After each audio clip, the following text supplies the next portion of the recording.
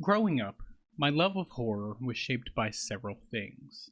I previously discussed both the Goosebumps book series and the Tales from the Crypt television series, but I would be remiss to leave out Are You Afraid of the Dark? Each of these series offered a unique perspective on the genre, but it was their combined effect that nurtured my fascination with the eerie and unknown. While Goosebumps introduced me to the thrill of horror through books and kid-friendly scares, and Tales from the Crypt pushed the boundaries with its darker, more mature content, Are You Afraid of the Dark struck a perfect middle ground between the two.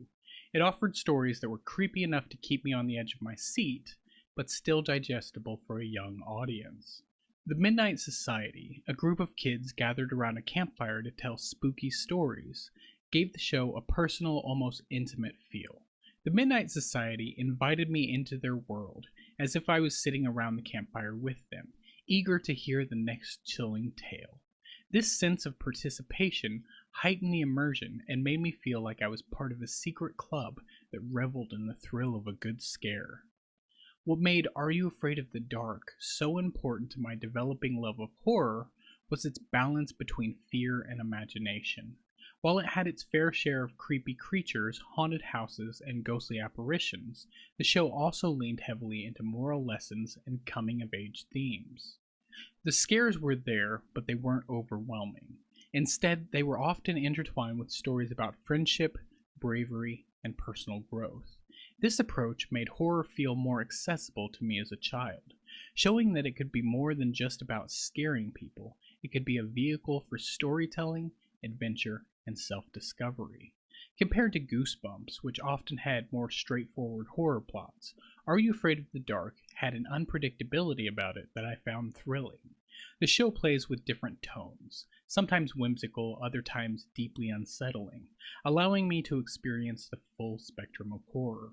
Episodes like The Tale of the Ghastly Grinner or The Tale of the Midnight Madness were perfect examples of this variety. One minute, I'd be watching a story about a comic book villain come to life, and the next, I'd be plunged into a tale about a cursed movie theater. The show kept me on my toes, never knowing what kind of fear would unfold next, and this unpredictability became something I craved in the horror genre. Are You Afraid of the Dark played an essential role in shaping my love of horror by providing me with a space to explore fear in a way that felt both safe and exciting. It wasn't just about the monsters or jump scares. It was about the thrill of experiencing the unknown, the sense of wonder that comes with exploring dark places and unearthing secrets. It opened my mind to the possibilities of the horror genre, showing me that fear could be fun, engaging, and even thought-provoking. As I grew older, my appreciation for the genre deepened, but it was these childhood experiences that planted the seed, allowing my love for horror to take root and flourish. These early experiences laid the foundation for my understanding of horror as a multifaceted genre, capable of evoking a range of emotions beyond just fear. Are You Afraid of the Dark, alongside Goosebumps and Tales from the Crypt, created a balanced introduction to horror by blending scares with relatable characters and engaging storylines. They showed me that horror could be an exploration of the human condition, our hopes, our fears, and our capacity for resilience. As I transitioned into watching more intense horror films and reading darker books, I realized that these early stories had given me the tools to appreciate horror on a deeper level. They taught me how to engage with a story, look beyond the surface, and find meaning in the terror. Without shows like Are You Afraid of the Dark guiding me through the genre's subtleties, I doubt I would have developed the same lasting passion. Now, as an adult who still finds excitement in the eerie and the unknown, I recognize the importance of these formative influences. They not only sparked my initial curiosity, but also helped me appreciate horror's power to tell stories that resonate on a personal level.